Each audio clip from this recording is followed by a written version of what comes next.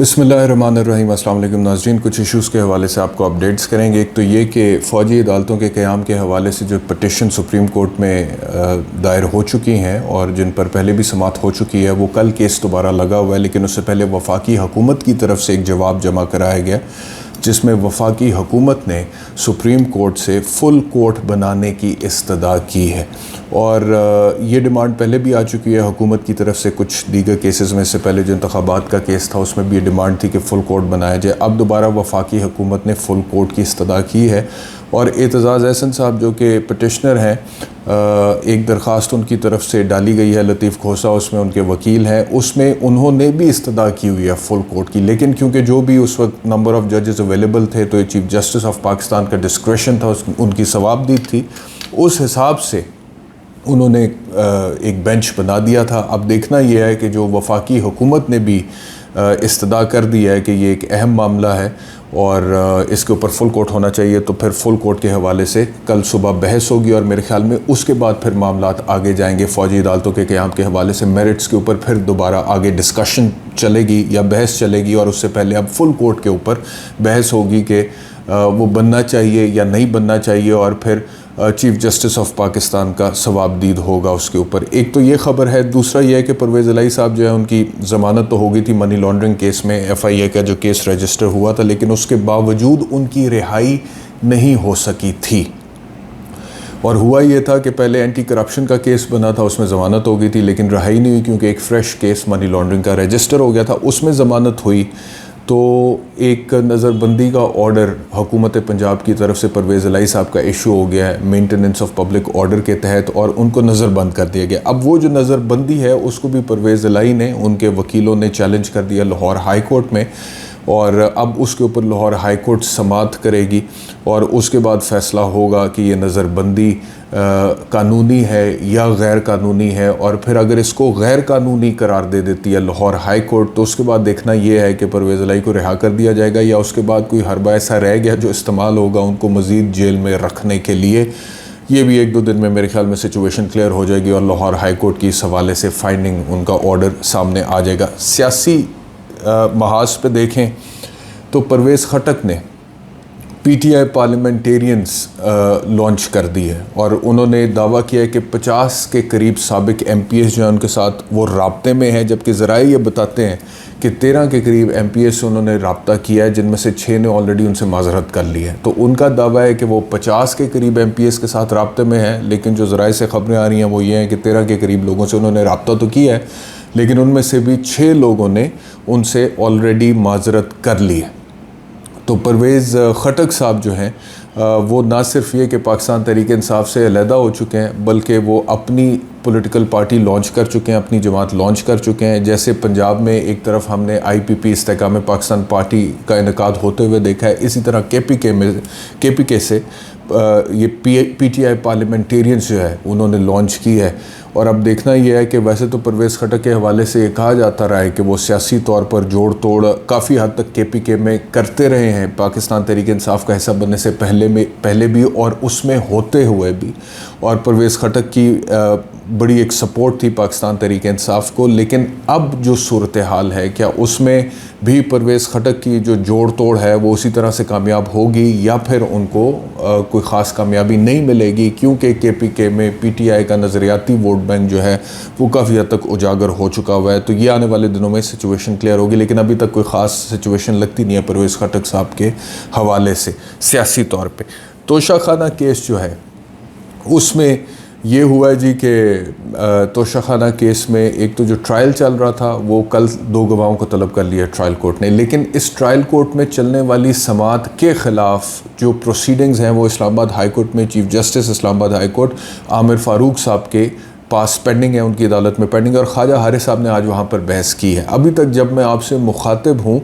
वो बहस ख़त्म नहीं हुई है और वो प्रोसीडिंग अभी तक चल रही है, और जब बहस ख़त्म होगी तो उसके बाद हमें पता चलेगा कि कोई इंटरम रिलीफ़, वक्ती तौर पे कोई रिलीफ़ इस्लामाबाद हाई कोर्ट ने PTI को या इमरान खान साहब को दिया है या नहीं दिया। हो सकता है कि ट्रायल कोर्ट की जो जजमेंट है, जो ऑर्डर है उनका, जिसमें उन्होंने दूसरी दफ़ा कहा कि तोशाखाना की जो कार्रवाई है या जो समात है इस केस में वो इमरान खान के ख़िलाफ़ काबिल सबात है, क्योंकि इस्लामाबाद हाई कोर्ट पहले बड़ा कॉम्प्रिहेंसिव एक ऑर्डर दे चुका था इस हवाले से कि आप कानूनी सवालात के जवाबात दें और उसकी रोशनी में फिर एक प्रॉपर फाइंडिंग दें कि किस तरह ये काबिल समात है। तो उन्होंने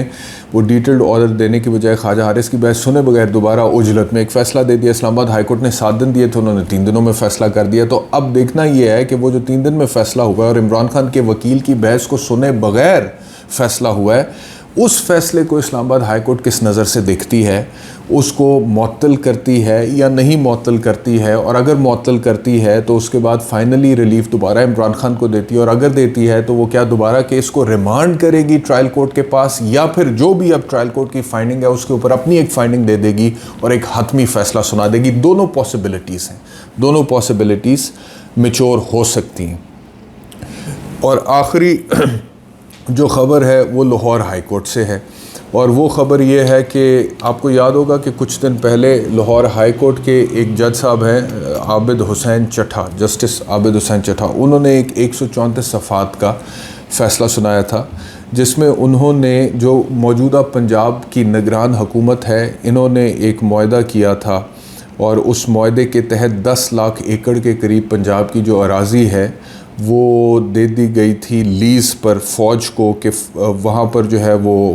एग्रीकल्चरल और कॉर्पोरेट फार्मिंग जो है वो होगी। तो उस फैसले को आज मुअत्तल कर दिया लाहौर हाई कोर्ट ने। उसकी बैकग्राउंड कुछ ये है कि 8 फरवरी को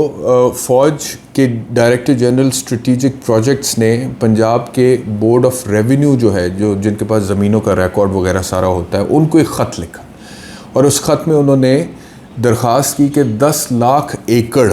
तक सरकारी अराज़ी जो है वो कॉरपोरेट एग्रीकल्चरल फार्मिंग के लिए फ़ौज को दे दी जाए, ताकि फ़ौज उसके ऊपर जो है वो ज़राअत के हवाले से उसको टेक ओवर कर ले, लीज़ पे ले ले उसको।